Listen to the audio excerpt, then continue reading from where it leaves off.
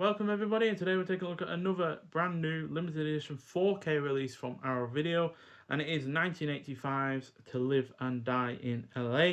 So this is directed by William Friedkin, who also did the fantastic films The French Connection, Sorcerer, Cruising, and Bug. And this is a neo-noir action thriller, clocking at 116 minutes long. Had a $6 million budget and made around $17 million at the box office in the US. So even though not a massive hit, it still was profitable for the filmmaker and all those involved. And you got the likes of William L. Peterson in the starring in this film as well, who was in the equally fantastic Manhunter.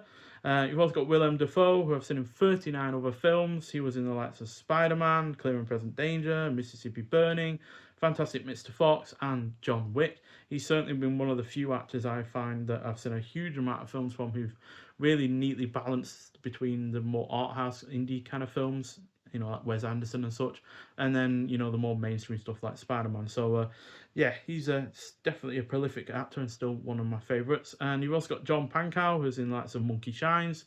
That's the George A. Romero directed film. And then you got John Turturro, who is in lots of The Big Lebowski, The Batman, Do the Right Thing, Fearless, and Oh Brother Where Art Thou, all of which are part of 16 other films that I've seen from him in the past. So when his longtime partner on the force is killed, reckless US Secret Service agent Richard Chance vows revenge, setting out to nab dangerous counterfeit artist Eric Masters. So this is easily one of my all-time favourite films from a director who had regularly proved himself as one of the best around, and this sun-drenched effort is one that I can't help but fully get immersed in, and is definitely one of his best, potentially second or third favourite. And yeah, that's due to the cast being great. It is well paced. The score by the pop rock band Wang Chung is superb. Obviously, they're more well known for the likes of Dance All Days and Let's Go, and I think Everybody Have Fun Tonight. But their work on this is absolutely excellent, and it's thanks to their album Points on the Curve, I think it's called, from 1984, which William Friedkin was a huge fan of, that he decided to ask them to work on this, and they thankfully did. Now they bring a couple of songs that they'd already made before this film to the soundtrack. Dance All Days, which is used in a strip bar scene, and the song Wait, which is used during the credits. But the vast majority of the work that they do on this is just for this film, including the title song To Live and Die in LA, which is still one of my all-time favorite songs. And then you've also got like the City of the Angels and oh, Wake Up Dreaming, I think it's called, something like that. But regardless, yeah, the soundtrack is fantastic, and it really, really does add to the film overall in such a great way, which few soundtracks that have been made by a band or an artist that aren't typically doing that kind of thing rarely have done in the past. The cinematography is also excellent. The plot is thoroughly engrossing. The production is convincing. The characterization is solid. There is plenty of style to it, but not in a way that dates it. It still looks really rather quite fresh in that regard. And the character interactions are well written. To top all of that off, though, you got the final 40 minutes of this that are a highly effective mix of tension, violence, an extremely well executed car chase, which has our lead characters driving down the wrong side of the freeway, cars going around them, a truck jackknives and stuff like that. And even though there's no explosions or massive stunts or anything like that, it just feels really, really well done and grounded.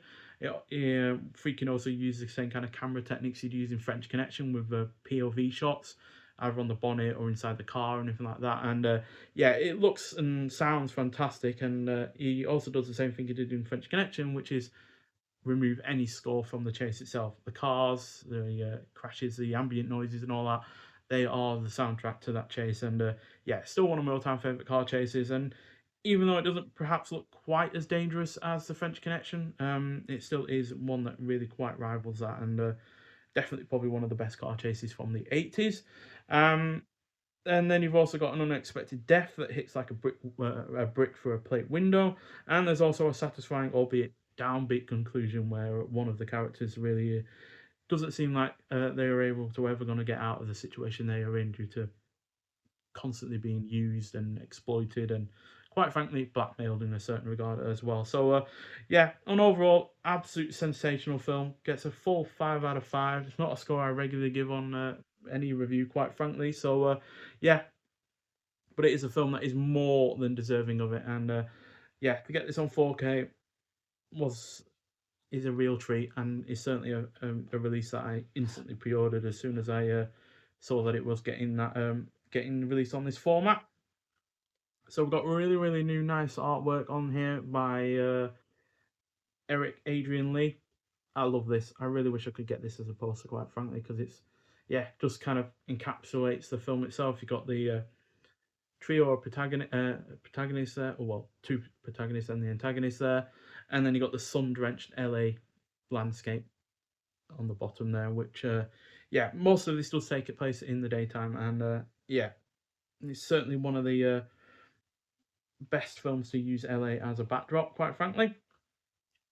We've also got the original artwork on the reverse, which is still another one of my favourite art pieces of poster work as well, to be honest. And it says there on the front, a federal agent is dead, a killer is loose, and the city of angels is about to explode. Doesn't really, because like I said, there's not really any explosions.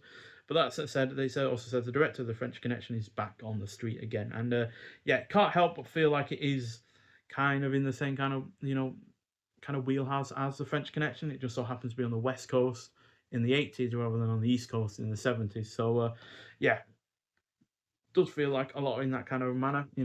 At the end of the day, Gene Hackman playing Popeye in the French Connection. Really does feel like William L. Peterson's character in this, in the fact that he's a loose cannon, is willing to do pretty much anything to get the job done, and yeah, it'll pay any cost or price for that as well. We also have a really nice booklet with this, which is actually reasonably thick for a standard case release.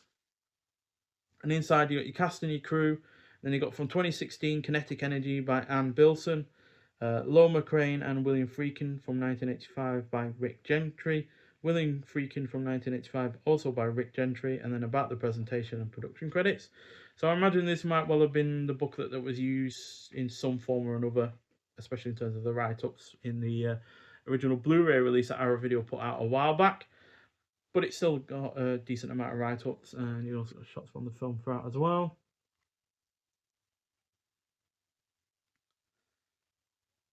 And you've also got a behind-the-scenes shot as well there with William Friedkin. So they use the LA River in this for during that car chase, and yeah, it's fantastic. You can certainly see that this film might well have influenced likes of Grand Theft Auto, San Andreas, or Grand Theft Auto 5 in that regard. And then you got Willem Dafoe there. And then about the presentation. So the film is presented in its original 1:85:1 aspect ratio with original 2.0 stereo and 5.1 audio mixes. The film is presented in 4K resolution in HDR10 and Dolby Vision. The restored 4K master was supplied by MGM via Park Circus. Additional picture restoration was completed by R3 Store Studios. And audio remastering for the original stereo was completed by Borstein Gills Lazen. So yeah, I went for the 5.1 audio mix, and that's purely because I love the soundtrack to the film and I wanted the music to sound even better than ever, and quite frankly it does. So yeah, the audio mix though is on the whole really good. No major imbalances between the people talking or the action and such, and yeah, the 4K looks absolutely excellent as well. I found no issues with that. And we also get a little memento. So obviously with this dealing with, counterfeiting of money, we get a counterfeit $20 bill. So the $20 bill is a main source of income for or main source of counterfeiting for our antagonist. It's the one he prefers to do because, most people don't want to use 50s or 100s because according to one character, that's not the kind of thing that they want in that neighborhood. So yeah, but I really like it. It's got LA skyline there. It says Los Angeles on the bottom,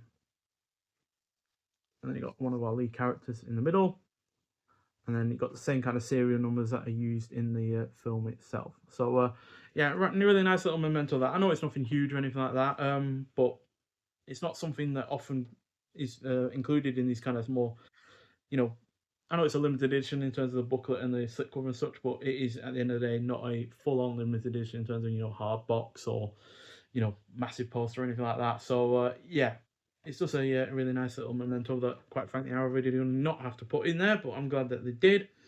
And yeah, you've also got optional English subtitles for the deaf and hard of hearing for this release. You've also got audio commentary by director and co-writer William Friedkin, obviously done before. Unfortunately, he passed away a few years back. You got Taking a Chance, an archive interview with actor William Peterson. Doctor for a Day, an archive interview with actor Dwyer Brown. Renaissance Woman in LA, an archive interview with Deborah Fuhr.